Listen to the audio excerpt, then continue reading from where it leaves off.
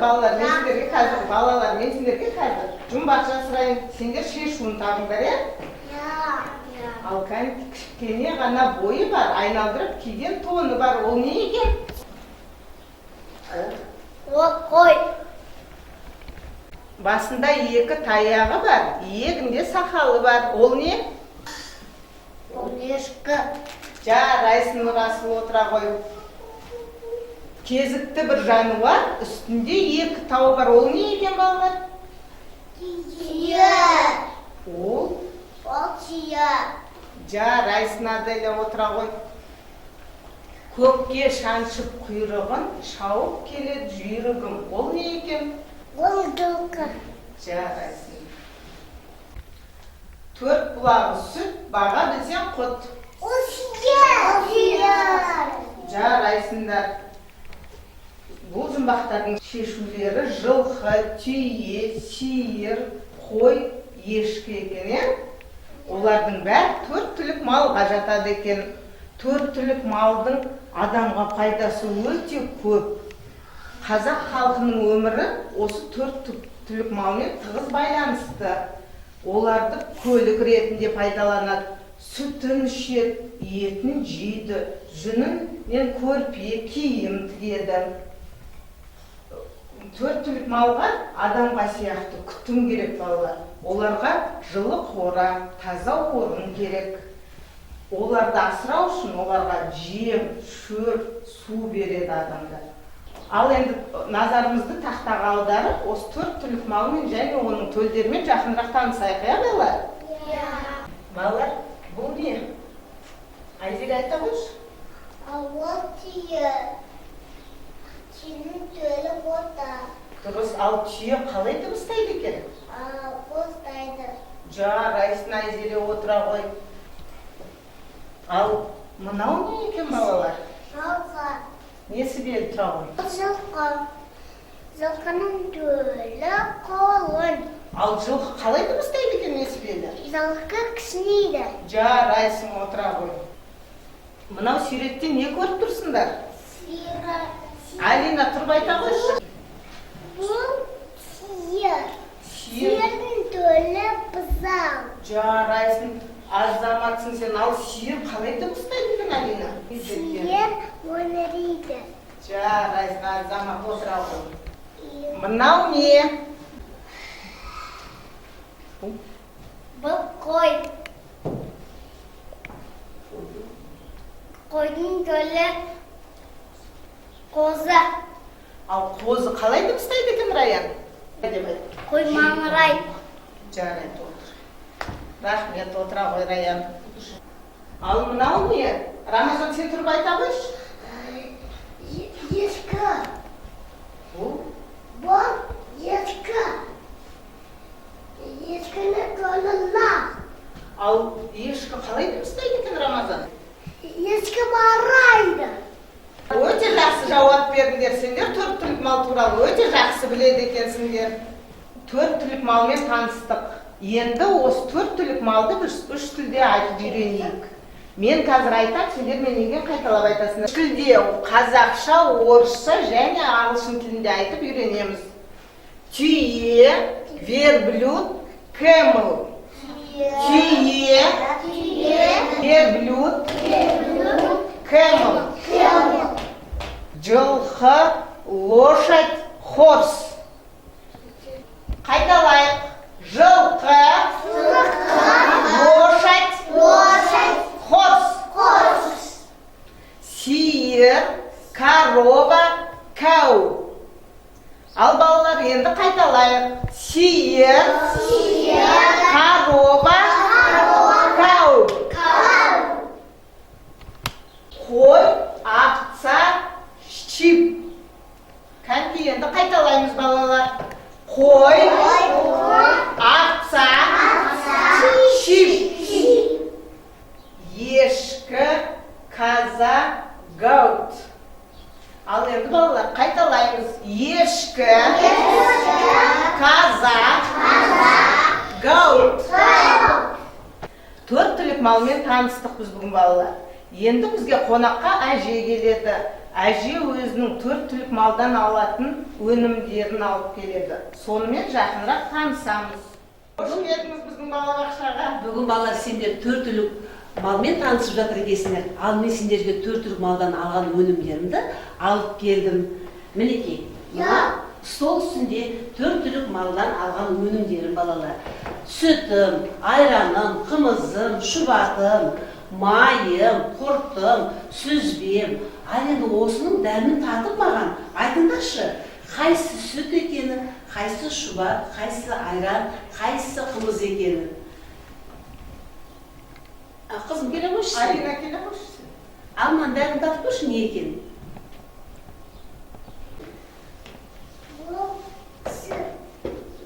Сүт екен балалар. Сүтті қайдан аламыз? Сирдан. Жарайсың, бара ғой балам. Ал келе қойшы. Мынаны дәмін татып айтшы, бұл не екен? Бұл қымыз. Бұл қымыз, қымызды қайдан аламыз? Жылқының үстінен. Жарайсың, қымызды жылқының үстінен аламыз. Бара ғой балам. Аха.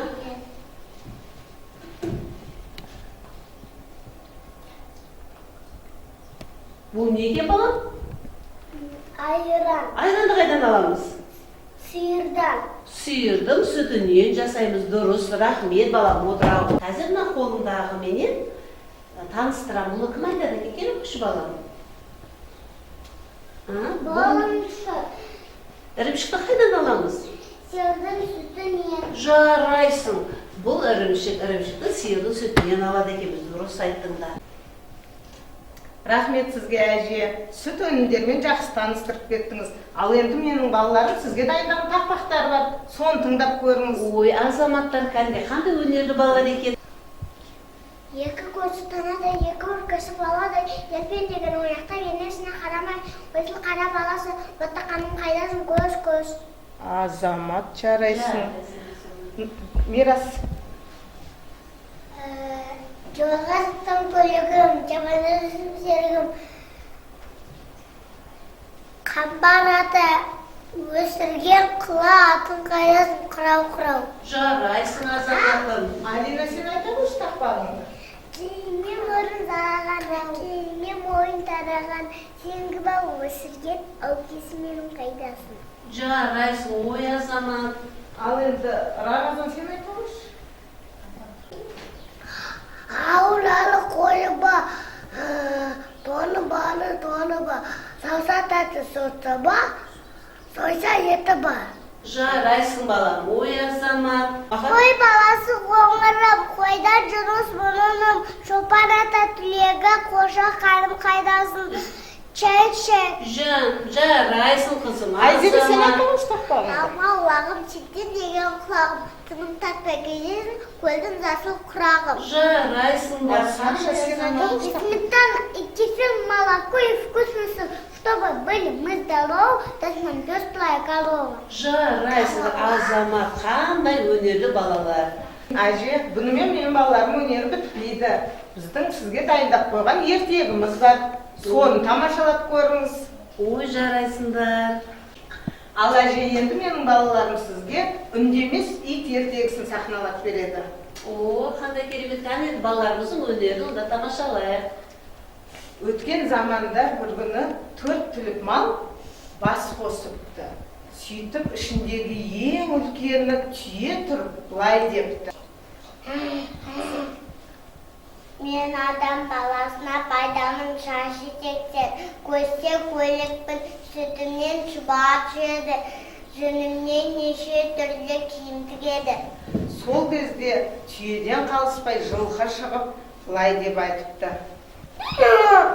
Мен де сендерден қалыспаймын, мінше көйлекпін, сүтімнен қымыз жасайды, қазығырты, зазаям тағы бар. Сол кезде одан қалыспай сиыр шығып былай депті. Менің де падаңдардың ер, суза сүтім бұлақтай, қайма құл тұншық мен алынбайым. Сол кезде қой шығып, Менде де сендерден қалыспаймын, суйса семіз еттен бар, жүнінен кем көрпе жасайды. осы төртеуінің дауын тыңдап ит үндемей жатады. Сонда түйе тұрып былай деп айтады: Ей салпаңғылақ, я bu алдына құм қойылып қалды. Ауыз толтырып айтар, мен сен кейін жоқ қалсыра. Оған ит былай деп жауап қайтарады: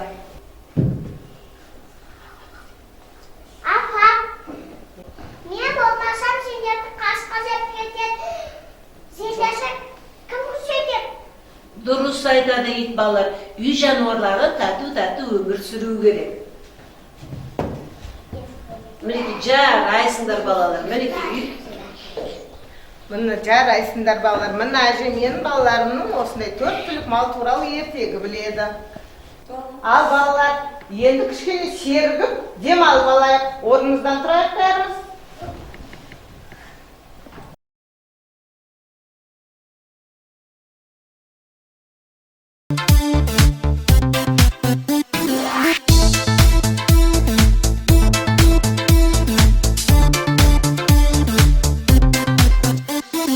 Қуыр-қуыр-қуырмаш, балапанға бере шаш. Қуыр-қуыр-қуырмаш, әжең келсе есік аш. Қуыр-қуыр-қуырмаш, балапанға бере шаш. Қуыр-қуыр-қуырмаш, қасқыр келсе мықты бас. Міне басты бас бармақ, қолдағы үлкен саусақ. Ол барады жылқыға, құлындарды бағуға. Балан үйрек саусақ, сиыр бақташқа ұқсас. Бұзауларға жол көрсет, ауылға кел берекет. Қуыр-қуыр-қуырмаш, балапанға бере шаш. Қуыр-қуыр-қуырмаш, әжең келсе есік аш. Қуыр-қуыр-қуырмаш, балапанға бере шаш. Қуыр-қуыр-қуырмаш, қасқыр келсе мықты бас. балалар, сендер маған құрт жасауға көмектесесіңдер ме? Үйде сендер әжелеріңе, аналарына құрт жасауға көмектесесіңдер ме? Жарайсыңдар балалар. Балалар, құрт жасамас бұрын қолымызды су майлықпен сүртіп тазалап алайық. Кәнекей бәріміз алдымызда майлықты аламыз. Қолымызды тазалап сүртеміз балалар. Қолдарды тазалап сүртіңдер. Бәрі аспен жұмыс жасағанда қолды тазалау керек балалар. Ас жерде қолымыз жуамыз ба?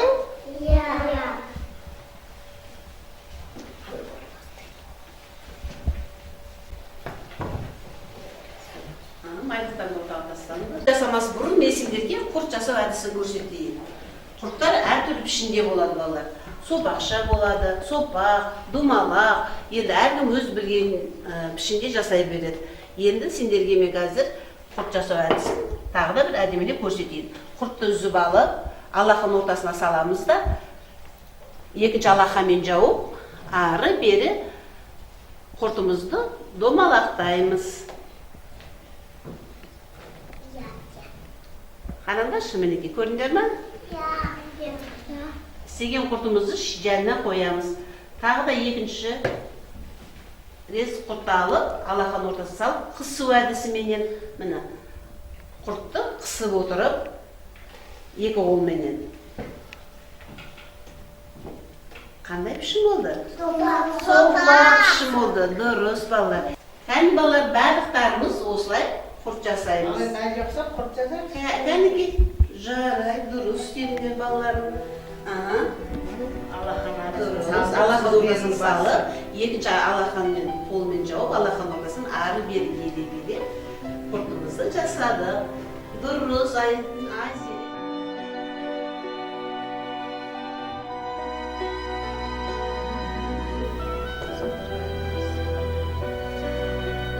Кәнекей жасанды.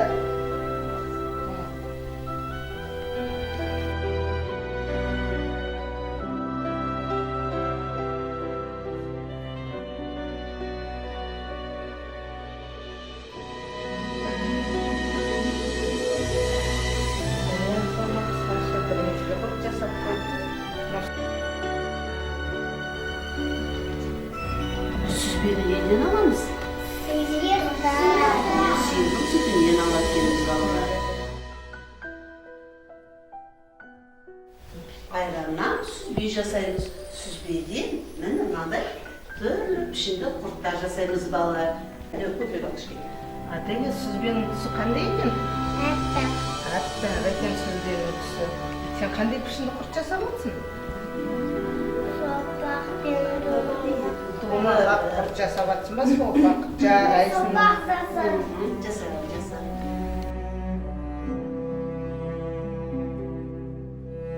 Несібелі, сүзбенің түсі қандай?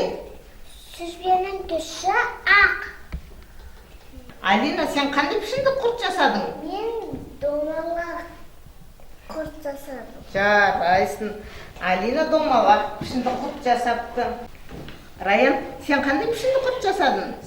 Мен сопақ құрт жасадым. Жарайсың, Раян, азамат. Аделя, сен қандай пішінді құрт жасадың? Мен сопақ домалақ құрт жасадым. Азамат, Аделя, жарайсың. Жарайсыңдар, балалар. Сендер бүгін өте жақсы құрт жасадыңдар. Енді құрт жасап болды, қолымызды сулы майлықпен тазалап сүртейік.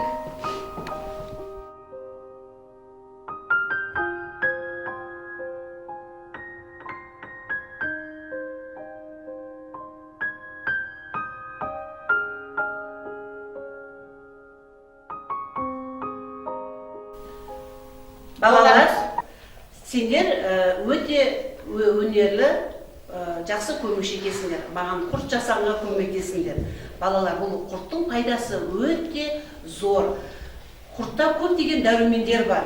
Бұл біздің өсіп келе жатқан ағзамызға пайдасы көп, балалар.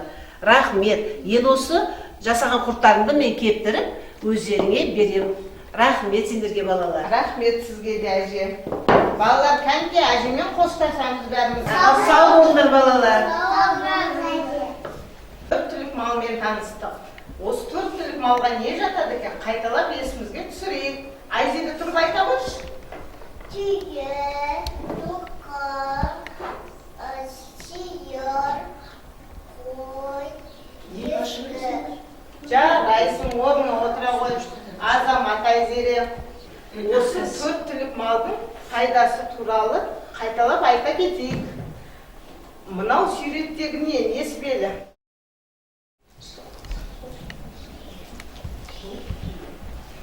Бұл түйе.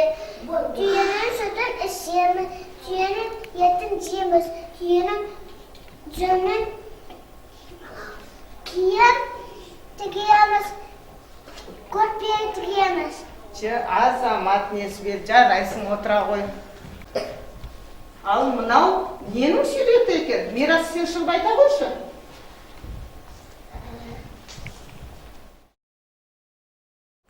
Бұл жылқы. Жылқыдан ет аламыз, сүт аламыз, құлып неміз. Жарайсың, Азамат, Мирас, отыра қой орнына. Ал мынау сурет ненің суреті екен? Кім маған айтады? Саша, сұра қойшы сен. Бұл сиыр. Сиырдың етін жейміз, ірімшік қол істейміз. Азамат, жарайсың, Саша, отыра қой. Балалар, мынау суретте не көріп тұрсыңдар? Алина, айта қойшы маған шығып.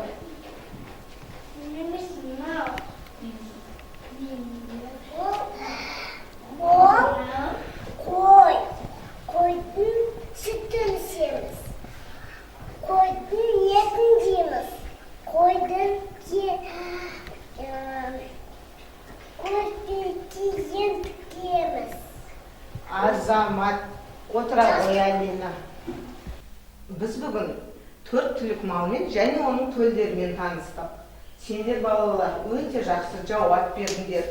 Жұмбақтың шешуін таптыңдар, тақпақ айттыңдар, ертегіні соңдадыңдар, әжеге көмектесіп құрт жасадыңдар. Мен сендерге әженің алып келген құртын тарқатып берейін.